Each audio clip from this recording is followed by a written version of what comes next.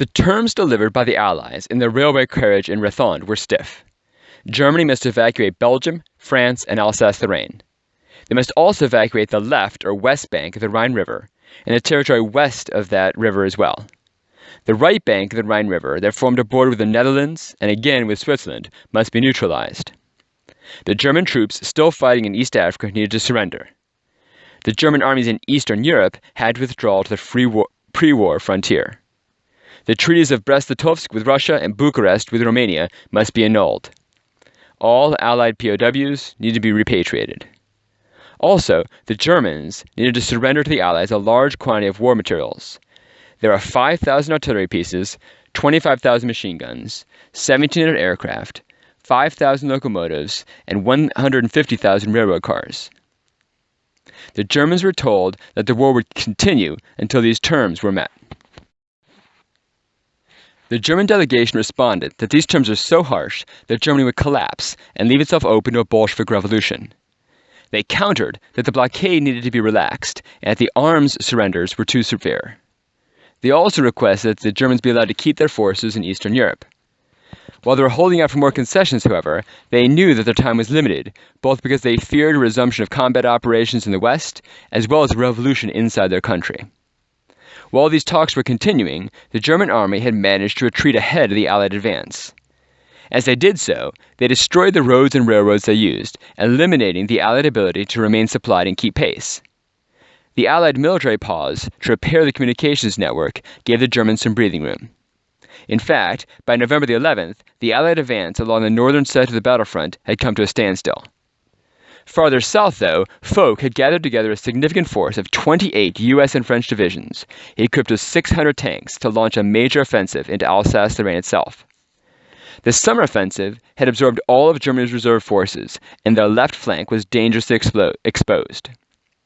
Foch's attack could have turned the German line and cut off their avenue for retreat. In addition, there are now 42 full U.S. divisions in Europe. The British RAF was gearing up to begin bombing Berlin on a scale that had not yet been seen in the war. This coordinated offensive was scheduled for November the 14th, but its success will never be known, because the Germans agreed to sign the Armistice. At 5 a.m. on November the 11th, the Armistice was signed between the Germans and Foch's representatives to go into effect at 11 a.m. Almost immediately, the stab-in-the-back theory/legend began to circulate in Germany. The man who signed the armistice was Erzberger, a civilian politician and not a soldier.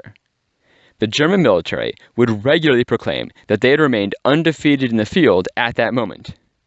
Instead, the military, they claim, had been denied support at a crucial moment by weary and defeatist civilian politicians. Ludendorff adopted this line of thought shortly after the war. Many other generals would also later refuse to admit how hopeless the German military situation was in November 1918, trying to vindicate the honor of the German army. This theory would also be later adopted by some German historians, and even more so by right-wing political extremists. The argument went on to say that it was Allied propaganda, not reports from the German military, that undermined civilian morale.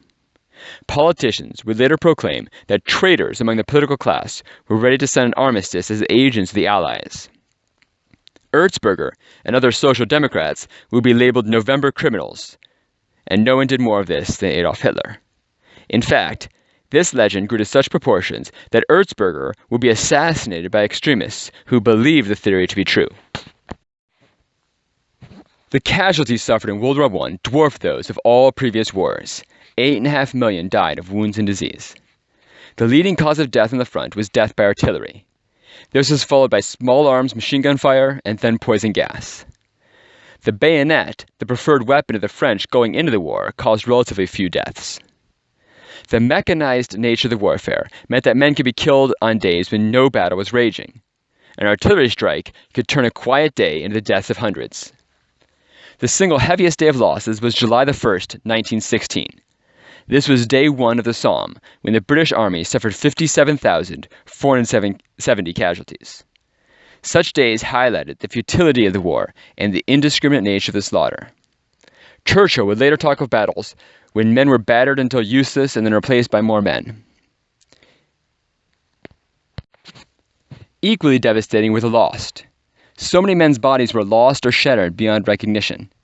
At Verdun, the French raised a monument to the 150,000 unlocated men who were presumed dead and buried in the vicinity.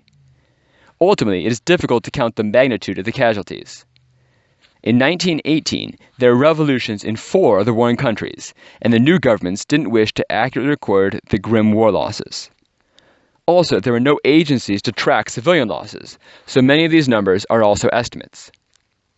After the war, there was such a great displacement of people moving across Europe, the numbers are difficult to calculate. They are further exacerbated by the 1918 flu pandemic that killed millions more. There may well have ultimately been more civilian deaths than military, and some historians have claimed 13 million killed by starvation, exposure, disease, military encounters, and massacres.